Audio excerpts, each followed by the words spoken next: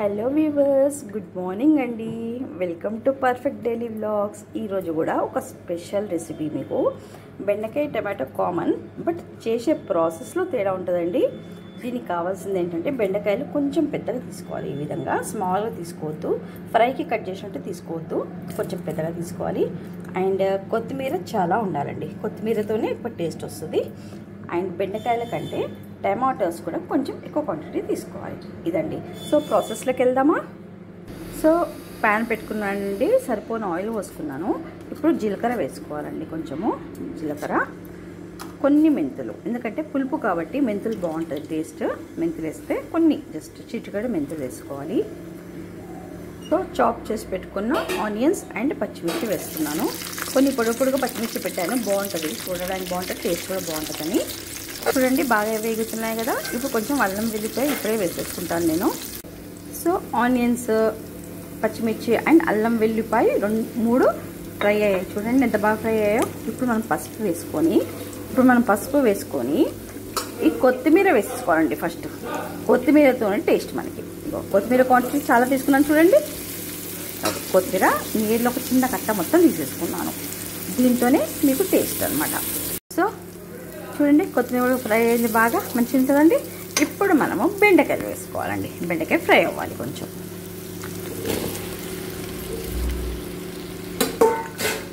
బెండకాయలు వేసేసుకోవాలి, బెండకాయలు ఫ్రై అవ్వాలి. అయితే బెండకాయలు ఫ్రై అయ్యాక మాత్రమే కారం వేయాలి. ఇప్పుడు వేసుకుంటే ఏంటంటే కారం అంతా మాడిపోయి చేదైపోతుంది కర్రీ. సో బెండకాయలు ఫ్రై అవ్వాలండి ఇప్పుడు మనము. సో బెండకాయలు చూడండి ఎంత బాగా ఫ్రై అవుతున్నాయో. ఇంకా కొంచెం వేయాలండి. అయితే నేను ఇప్పుడు సాల్ట్ వేసేస్తున్నాను. ఆల్రెడీ కొంచెం సాల్ట్ ఉంది అందులో. సో మళ్ళీ కొంచెం సాల్ట్ వేసుకుంటున్నాను. సో చూడండి బెండకాయ మంచి కొంచెం మగ్గింది, అంటే ఒక 80% దాకా ఉడికిపోయిందండి. ఇప్పుడు మనము టమాటో వేసుకోవాలి. చూడండి ఈ టమాటో వేసాక ఈ టమాటో కిందికి పోనిచ్చి ఈ బెండకాయ అనేది పైకి వేసుకుంటే మంచి టమాటో కింద చాలా బాగా మగ్గుతుందండి. ఈ విధంగా వేసుకోవాలి, మొత్తం పిసపిస కలపకుండా ఇలా వేసుకోవాలి. ఇప్పుడు ఒక 5 minutes లిడ్ పెట్టేయాలి. సో మధ్య మధ్యలో ఒక్కసారి చూసుకుంటూ ఉండాలండి, కింద అడుగు అంటకుండా చూసుకోవాలి.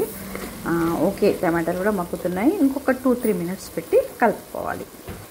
కొంచెం మగ్గాయి చూడండి, చాలా బాగా మగ్గాయి. ఇప్పుడు మనం మంచిగా కలిపేసుకోవాలి. ఫస్టే కలుపుకుంటే బెండకాయలు సపరేట్గా ఉడికినాయి కదండి. సో అది మంచిగా ఉండదు. అదే టమాటో కింద పెడితే టమాటోని ఓన్లీ సపరేట్గా మగ్గుతుంది.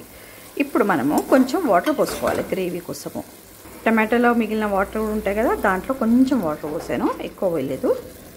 ఇంకా కలుపుకుంటే ఈ విధంగా ఉంటుంది. ఒక 2-3 minutes మళ్ళీ లిడ్ పెట్టుకుందాం మనం. సో టమాటో కూడా మగ్గాయి, బెండకాయ ఉడికింది. ఇప్పుడు మనము కారం వేసుకుందాం, ఎందుకంటే నేను స్టార్టింగ్లో పచ్చిమిర్చి వేసా, అది సరిపోదు మనకి. సో కారం పొడి వేసుకోవాలి. కారం పొడి కూడా వేసుకుంటేనే టేస్ట్ ఉంటుందండి. ఇది ఒట్టి పచ్చిమిర్చితో అంత టేస్ట్ ఉండదు. కారం పొడి వేసాను. కారం పొడి బాగా మిక్స్ అవ్వాలి. నేను కొంచెము కారం పొడి ఫ్రై లాగా అయిపోయాక వాటర్ పోసుకుంటున్నానండి, ఎందుకంటే మనకు కొంచెం గ్రేవీ, నేను కొంచెం గ్రేవీగా పెడదాం అనుకుంటున్నాను కర్రీ. సో నేను కొంచెం వాటర్ పోసుకుంటున్నాను. మీకు వాటర్ ఇష్టం లేదు, దగ్గరికే ఉండాలి కర్రీ అంటే ఈ విధంగా కూడా ఉంచుకోవచ్చు. చూడండి కారం కూడా మంచిగా ఉడికిపోయింది. అయితే నాకు కర్రీ గ్రేవీ కావాలండి కొంచెము. సో రైస్ కూడా కలుపుకోవడానికి వీలు ఉంటుంది. నేను వాటర్ పోసుకుంటున్నాను. మీకు గ్రేవీ ఇష్టం లేకపోతే అలాగే ఉంచేసుకోవచ్చు. సో లాస్ట్ స్టెప్ అండి, ఇప్పుడు మనము ధనియాల పొడి వేసేసుకోవాలి. ధనియాల పొడి కూడా టేస్ట్ అనమాట. ఈ విధంగా స్టెప్ బై స్టెప్ ఏ విధంగా చేశానో అలా చేస్తే చాలా టేస్టీ, చాలా బాగుంటుంది కర్రీ. సూపర్ ఉంటుందండి. మామూలు బెండకాయ టమాటో లాగా కాకుండా కొంచెం డిఫరెంట్గా ఉంటుంది అనమాట ఇది. సో మీరు ఒకసారి ట్రై చేయండి. Please share and subscribe my channel. కొంచెం దగ్గరికి అవ్వాలి వాటర్.